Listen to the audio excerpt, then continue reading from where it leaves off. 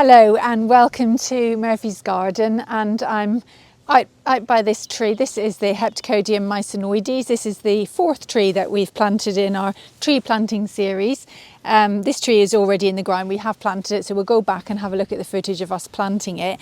But I just want to talk a little bit about this tree. It's quite an unusual tree in that it's not really in any of the books that I've got, none of the tree books that I've got. I first came across it in 2021. It was Chelsea 2021, whenever they had it in autumn because of COVID. It was a bit later than it normally is, and because of that there was a strong emphasis on trees, and this tree featured in lots of the show gardens, and not lots but a couple of the show gardens, and it got everyone talking because lots of people didn't know what it was, so it got us all, oh, what's that tree, what's that? We're trying to work out what it was. So it was a real showstopper. And incidentally, in doing the research for what trees to plant for this area, I did watch a video by the Middle-Sized Garden, and Alexandra was interviewing Jamie Butterworth, and Jamie Butterworth is a designer and tree grower. He has the nursery Form Plants, and he recommended this as one of his favourite trees, and the reason he named it is because it's a late flowering tree, so it's really valuable in your garden. If you want to attract pollinators all year round, then this is really good at doing that later on in the year when other trees aren't flowering. So it's a small tree. It gets to about 4 to 8 metres in height with a spread of 2.5 to 4 metres. It can be grown in a pot if you want to. If you've got a small garden, you want to constrain it and keep it within the confines of a pot, it will cope very well with that. It's got year-round merits. So it starts off in spring with lovely green prominent leaves, and they then later in the year it then gets these white flowers which look lovely. Now it's a member of the honeysuckle family, which will tell you that it smells lovely as well. So it's good to grow it in quite a prominent spot that you can really appreciate the smell and also the flowers. Now we've put it here. Originally on my design this was going to be the strawberry tree, but lots of you pointed out that the strawberry tree drops and can be quite messy, and we thought it would be quite nice here to have a little seat under it, so the strawberry tree for that reason wasn't suitable, but this one definitely is, because it's quite a feature tree. So when we planted it we did strip out some of the lower branches for that reason, but depending on how you want it to grow you can leave those in. So after the white flowers it then produces pink calexes, and the calexes are sort of dark pink, so sort of reddy colour, and we did see this tree, a mature version of this tree, in its true splendour later in the year. We visited RHS Garden Hyde Hall down in Essex, and it was November, and it was a beautiful crisp winter's day in November. The light was stunning, it was very low light, and we happened upon a mature version of this tree, and it looked stunning, looked really, really good. I was so delighted to see it. And it was covered in insects. It had birds all in it as well. It was a real definite magnet to nature. So I knew I wanted to get this tree, but having seen it there, I really, really wanted it. So we picked this up at the nursery when we visited. Now, after it is a deciduous tree, after the calexes have gone and the leaves have fallen, then you're left with this kind of grey bark, and it's a grey peeling bark, and it doesn't look like much on this juvenile tree, but on mature versions it's really lovely, but it starts to peel and it just looks very attractive. So that's another feature. So every time of the year this tree is doing something and looking great. So we'll come on now to the planting of this tree. So we've talked a lot in the other tree planting videos about making sure the depth of the soil is right on your tree when you plant it, not to plant too deep. For lots of reasons, but the main reason is that if you do, there's a good chance that the trunk will rot off, and it could ultimately kill the tree. So you must always have the tree planted at the correct height. Now when we bought this, first of all, when we looked at it in the pot, you could see that it had a bamboo support on it, and the bamboo had ties, and the ties were really rubbing on the trunk and marking the trunk actually. So the first thing we needed to do was to remove all these ties, and it's always a good idea, even if a tree comes with a bamboo support, remove the bamboo support, because it's not going to be big enough, it's not going to be substantial enough as the tree gets gets bigger. That was just while it was in the nursery. So we removed all of that. And then the next thing that we did was to just take it out of the pot and look at the height of the soil in the pot.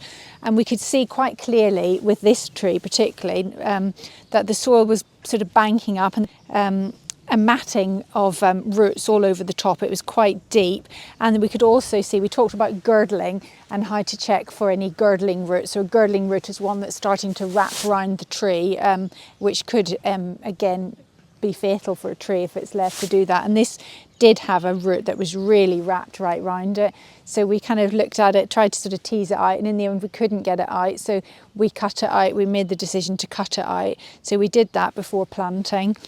The next thing to do obviously is to dig a hole to the right size. Tend to dig it to the same depth as it is in the pot, but twice as wide. We know that this site is very sandy, not quite sandy, very sandy. And so for that reason we did put 2 barrow loads of compost in the hole and around the hole at the time of planting. Yeah. This tree can cope in any soil type, sand, loam, clay, whatever. But it must be free draining like all the other trees. It doesn't like to sit in wet, waterlogged soil. So for that reason, we mixed it with the sandy soil that we were removing just to make sure it had good drainage. This tree originates from China. It can be grown as a single stem variety, or it can be grown as a multi-stem variety.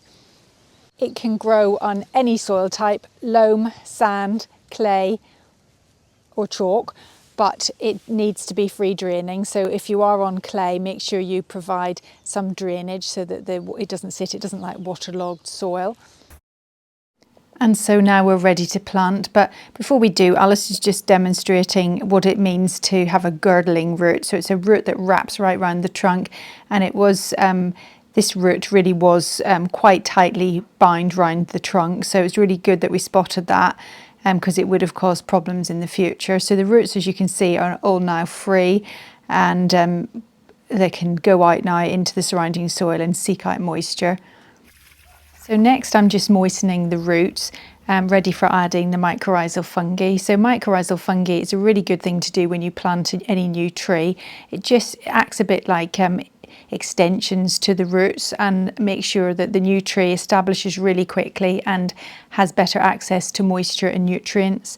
So all I do is just rub it on the roots, just fairly generous, and that will really get this tree off to a very good start.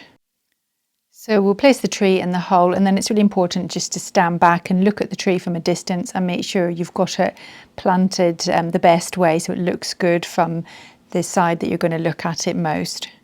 And I just want a second opinion, so Al's just going to have a little look as well and see what he thinks, because it's really important. It's going to be like this for a long, long time to come. And next I'm just going to add this irrigation pipe, and this is just to ensure that we can get water right down to the roots.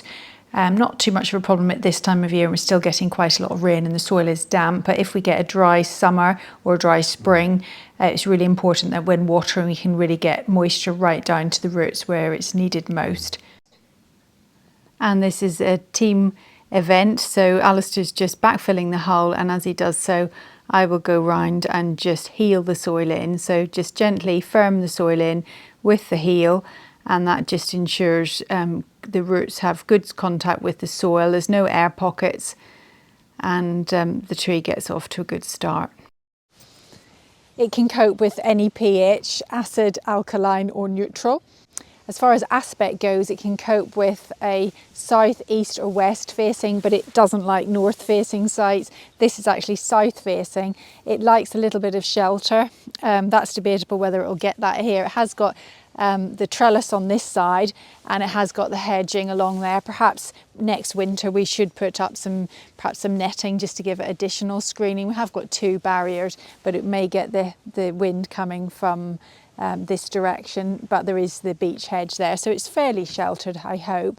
And to ensure the tree has no root rot caused by the wind, it's really important to stake this tree. Less important if it's a multi-stem tree, which are kind of more squat-like, but when it's a single stem, they are very prone to rocking about in the wind. So Al's just putting a stake in, and then he secures it with this rubber tree tie. Another piece of information you need to know if you're thinking about this tree is hardiness H5, USDA hardiness 5 through 9. And all that remains is just to water the tree in well, and this is just to settle the soil and again to prevent any air pockets.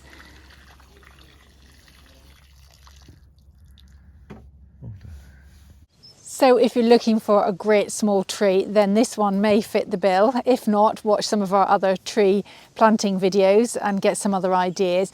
Join us in the next video when we'll be planting the Cercis canadensis forest pansy, a beautiful tree. And don't forget to like and subscribe, and see you in the next video. Bye for now.